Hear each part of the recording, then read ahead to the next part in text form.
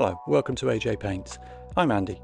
In this video series I'm going to be looking at Core Space Firstborn, and in this video we're going to look at painting the Liege, one of the Firstborn enemy characters.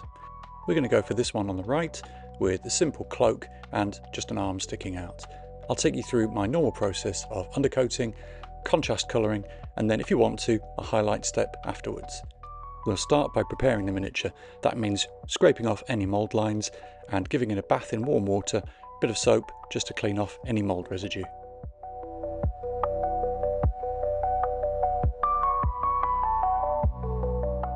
I always undercoat in black, and this stage I've done using the airbrush. You can also brush it on. I use Vallejo black primer. In the undercoat stage, we're preparing the miniature by adding base tones and highlights where we want them. These are the paints I've used. Our main undercoat is Hull Red. It works great under the red, and it also works well under the green as it's a contrasting colour.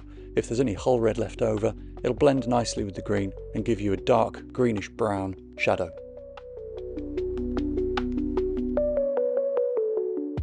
I've chosen this richly pigmented ultramarine blue to undercoat the inner robes. It works well when you put red contrast paint over the top of it, as you get a purpley finish.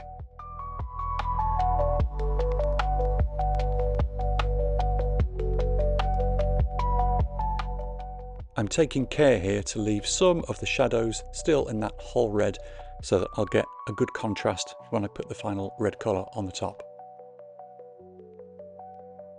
Ice yellow is a great choice for a highlight colour as it gives you a bit of warmth in your final finish. I'm dry brushing it on very heavily here because at the top of the miniature I want all of the brightest highlights. As I work my way down, I'm easing off a little bit, and you can see that by the time I've got to the bottom of the robes there's not quite so much of that yellow on there, and you can still really see the Hull Red and that ultramarine blue coming through.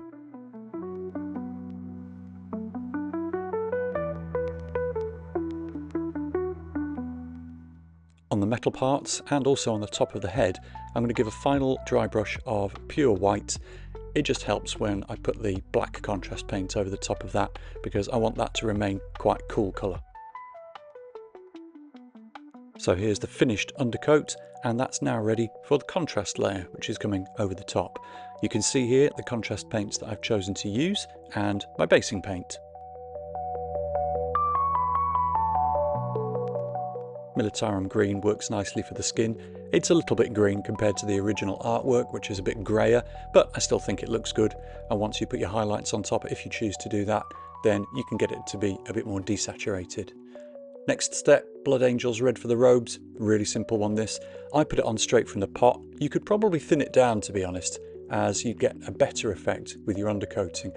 You do need to be careful to keep that red paint just where you want it on the robes. You can see here I'm carefully painting a border down the edge, make it a bit easier for me.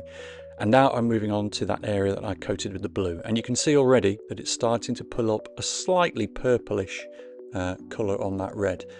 It's a subtle effect, but it does give you that difference between the outer robes and the inner ones.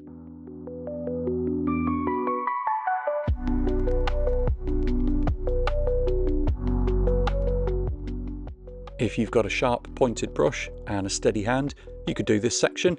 I'm painting in the engrams on the robes. It's just a dot of paint really, and then swoosh it around. If you want to make it easier, then wet the paint, thin it down, and it'll run in. Go in much easier. You can just drop it in. This collar's another optional piece. You need a steady hand. You don't have to do it, but it does look nice if you do. And there we go. If you wanted to, you could leave it right there.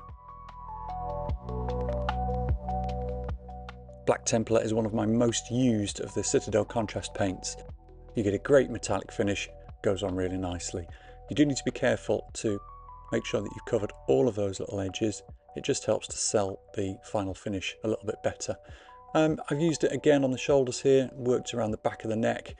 It's a steady hand thing. You can do it if you want to. You don't have to if you don't want to. This little section in the neck here as well. It's quite a tricky one to get into. But if you've got a sharp brush and a steady hand, you'll be fine.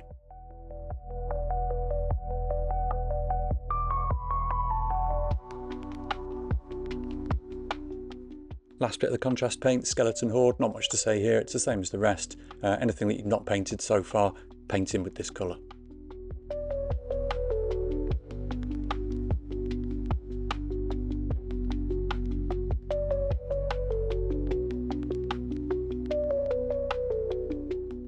This P3 Ironhole Grey is my standard core space basing colour. I paint all of them with it.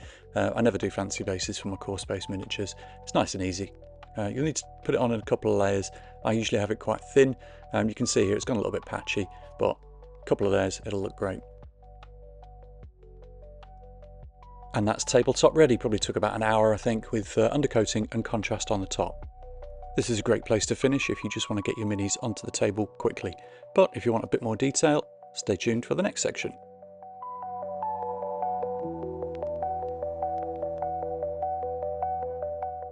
Lots more paints for this one. If you want to paint along, then pause it here and make a note.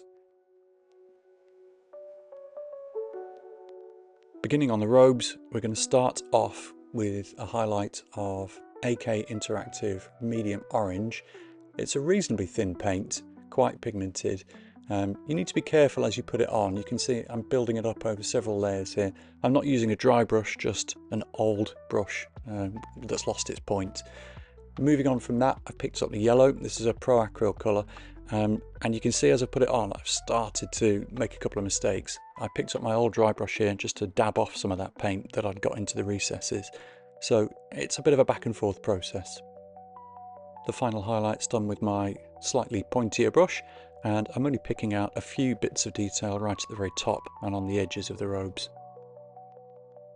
Where there were some mistakes that I couldn't clean up with my dry brush earlier, I've gone back in to fill in with the red contrast paint, picking out some of the darker areas in between those highlights. Now here I'm finding some of the darker areas at the bottoms of the robes. I'm using Rhinox Hide, beautiful dark brown paint. This is very thin. It's probably 2 water to 1 paint, maybe even thinner than that. And I'm only working right at the very bottom. It helps to push the shadows. Talking about shadows, I'm going to work here using the blue contrast paint over the top of that area that we undercoated in blue before. Again, very, very thin, probably 4 to 1 water to paint. Only working at the edges and right at the bottom. It helps with that purple finish and also making this colour of robes different from the more orangey yellow that we've gone on the outside.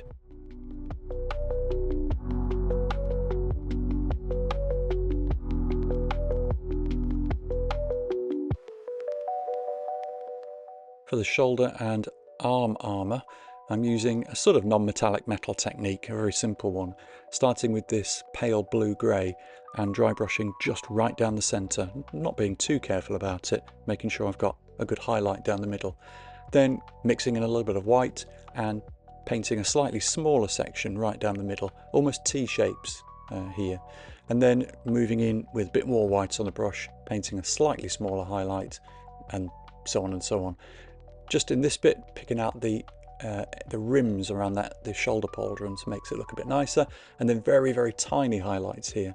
I've done the same on both sides and on the collar as well, and on the neck pieces. It's a similar process for all the bone coloured armour, except this time I'm using pale sand as my highlight colour.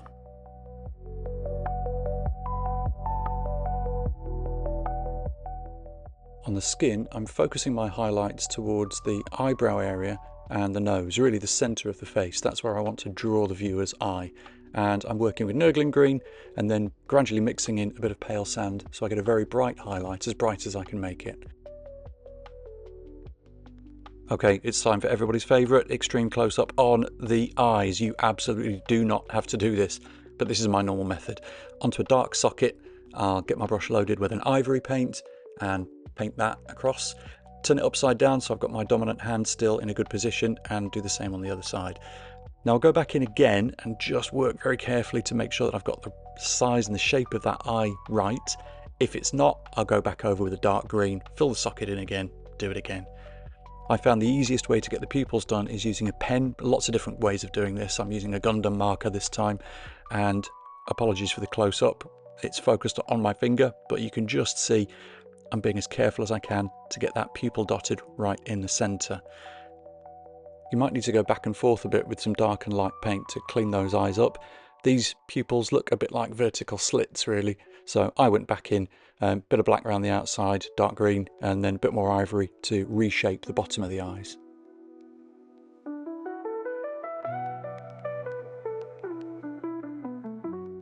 Another optional step here is to use some thinned down black paint to give a bit more separation between the shoulder armour and the robes. I thought it looked better, so I did it.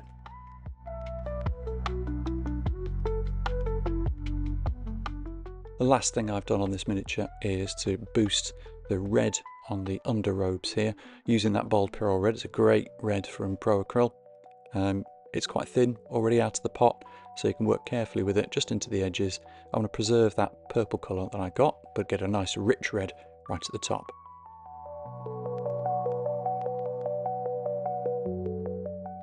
And there you go, all finished. Not quite a display model, but it looks nicer than the tabletop version that we had earlier. If you've got this far, thanks very much for watching, and I'll catch you next time.